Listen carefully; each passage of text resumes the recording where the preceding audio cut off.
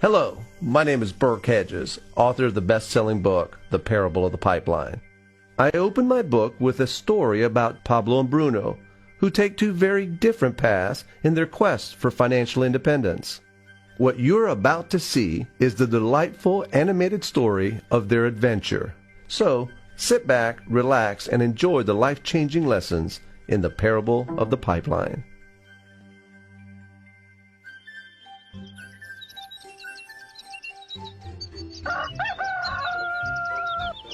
Far away, in a small village, near a beautiful valley, lived two friends, Pablo and Bruno.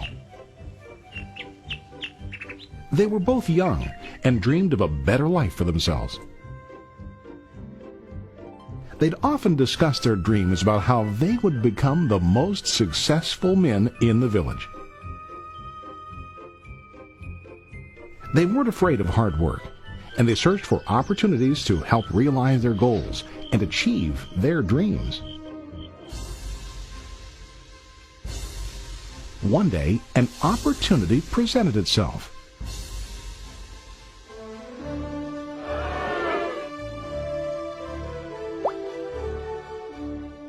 The mayor of the village decided to hire two people to bring water from a spring up on the mountain, across the valley, back down to the village. They were to be paid based on the amount of water delivered to the village. Bruno and Pablo enthusiastically got to work. Every day, from morning till evening, they carried buckets to and from the spring. They worked hard, carrying water to the village. In the evening, they'd return home with their day's wages.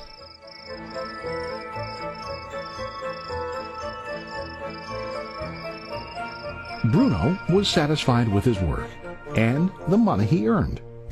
He was sure that with this work he could achieve his dreams. Bruno thought that to increase his wages he could use bigger buckets to bring more water each trip.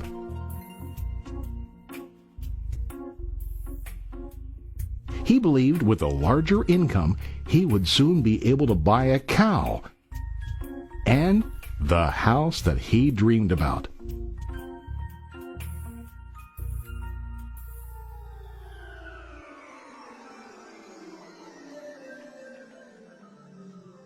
Now Pablo was not satisfied. At the end of the day, his back and hands ached, and he was exhausted. He was looking for an easier way to earn more. One day an idea occurred to Pablo.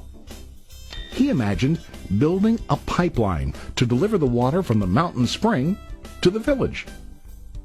With this pipeline, he could get more water to the village without carrying buckets back and forth from the spring to the village. Soon, he got very excited about his idea and began to plan. Pablo, of course, shared his idea with his friend Bruno and asked him to join with him to work on and help build the pipeline. Bruno thought the idea was crazy. All Bruno could think about was what his money could buy today and how to get it quicker. He felt that building a pipeline would slow him down and delay him in achieving his goals. Instead, Bruno got bigger buckets and went more often back and forth fetching water. He was sure that with this method he could make more money. Pablo decided to build the pipeline on his own. He understood that it would not be easy to build, and it would take time to complete the pipeline. Pablo knew that it could take several years to finish, but he set his mind on his goal.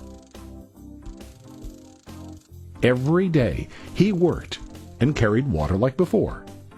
But on weekends and during his spare time, he worked hard to dig in the rocky soil and build his pipeline. In the first month, there was little to show for his work.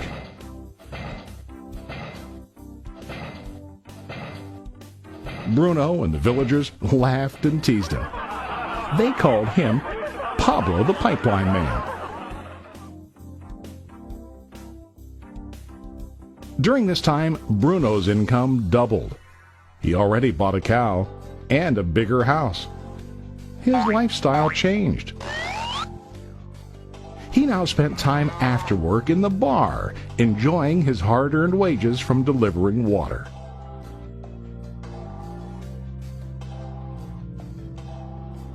What Bruno didn't realize was that his body was starting to stoop from carrying the heavy buckets every day.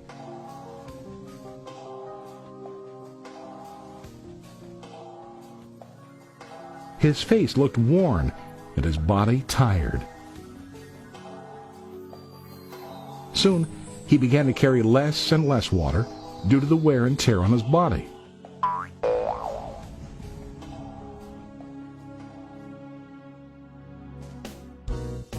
Month after month, Pablo worked.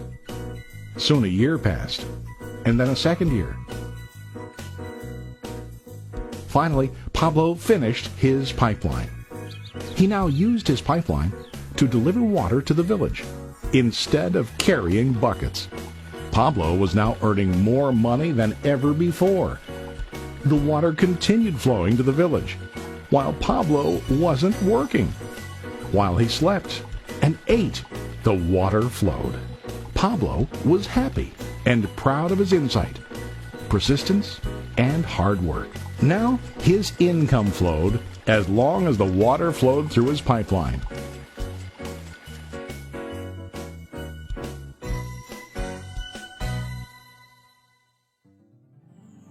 The story of Bruno and Pablo is a reflection of life. Their jobs symbolize what most people do to earn money. Bruno gets his money using buckets. He goes back and forth, carrying his buckets from the spring to the village in exchange for money. To increase his income, he either has to go more frequently to the spring or to use larger buckets. It's common in real life to increase our income by working harder. For example, working overtime or getting a second job.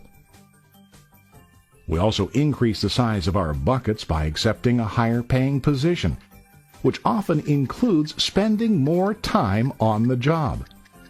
Most of us exchange time for money like Bruno. We know that every person has only 24 hours in the day and that it's not possible to use all our time to work.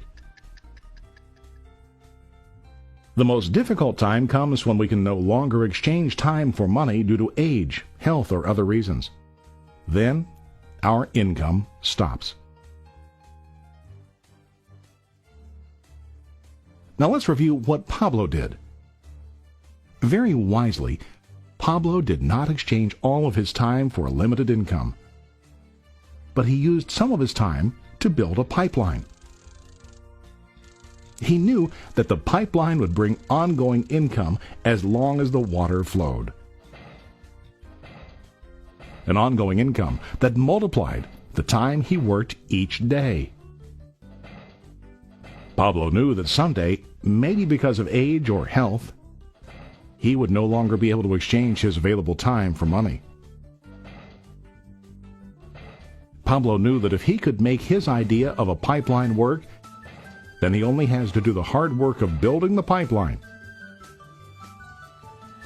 After the pipeline was completed, Pablo was able to monitor and maintain the flow of water to ensure that his income will continue. Pablo has shown us that to earn an income, we don't always have to directly exchange time for money. There really are better ways. How about you? Are you still like Bruno, who directly exchanges time for money? Or do you want to be like Pablo, building and maintaining a pipeline for ongoing income? If you are